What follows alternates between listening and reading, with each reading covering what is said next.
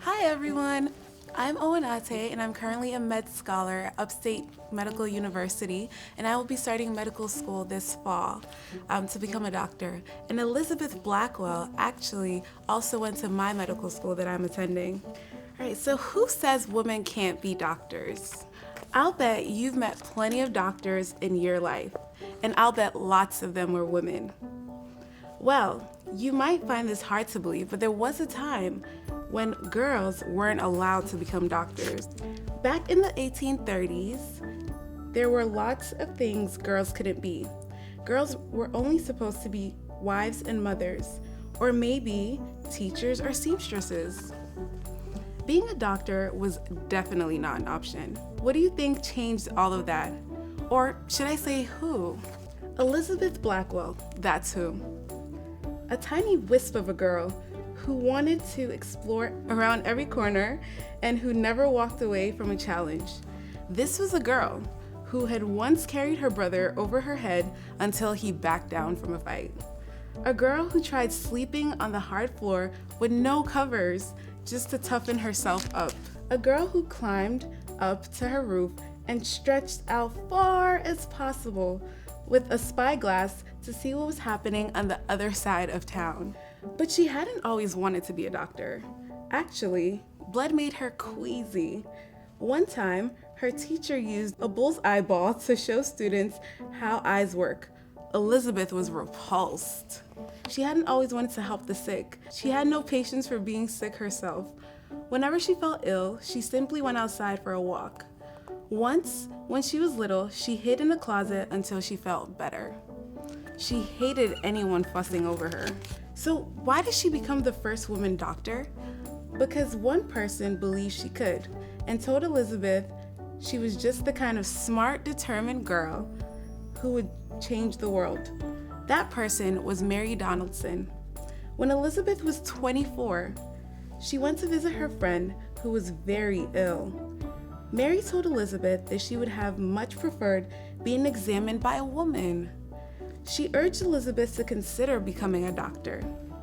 At first, Elizabeth could not believe her ears. Even if a girl could be a doctor, why would she want to be one? But Mary's idea gnawed at Elizabeth. A female doctor.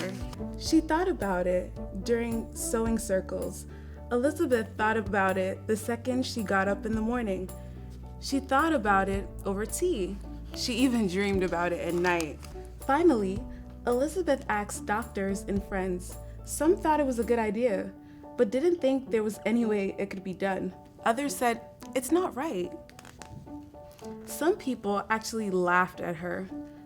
They thought she was joking. Elizabeth didn't see anything funny about a woman becoming a doctor. Elizabeth thought it was a fine idea, and her family supported her.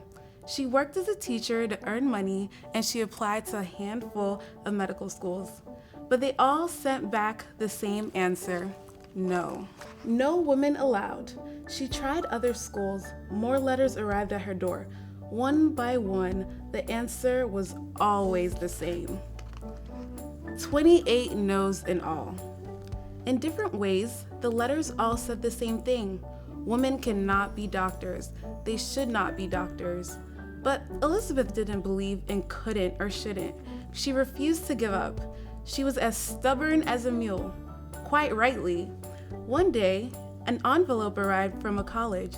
She opened it and everything changed. The answer was yes! Elizabeth packed her bags for Geneva Medical School in upstate New York. The townspeople were expecting her. She walked down the street. Some pointed and stared. They whispered to themselves, she must be wicked or crazy.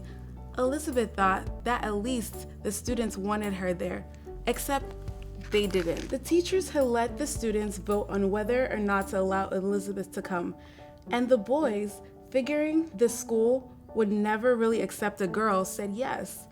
They planned to turn the whole thing into a big joke, but the joke was on them. Their raucous laughter turned to silence as the ladylike Elizabeth took her seat. They wondered what kind of girl she was, the kind of girl who wouldn't take the bait. Some thought a girl wouldn't be able to keep up, except Elizabeth did keep up, often studying past midnight. Elizabeth proved that she was as smart as any boy. And soon, the boys wanted to know what Elizabeth thought about this or that. It took the townspeople longer to accept her. Some people are afraid of anything new or different, not Elizabeth. On January 23rd, 1849, Elizabeth graduated with the highest grades in the entire class.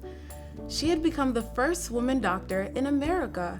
Although many people were proud, others were angry. One doctor even wrote, "I hope for the honor of humanity that she will be the last." But, as you know, she certainly was not. The end.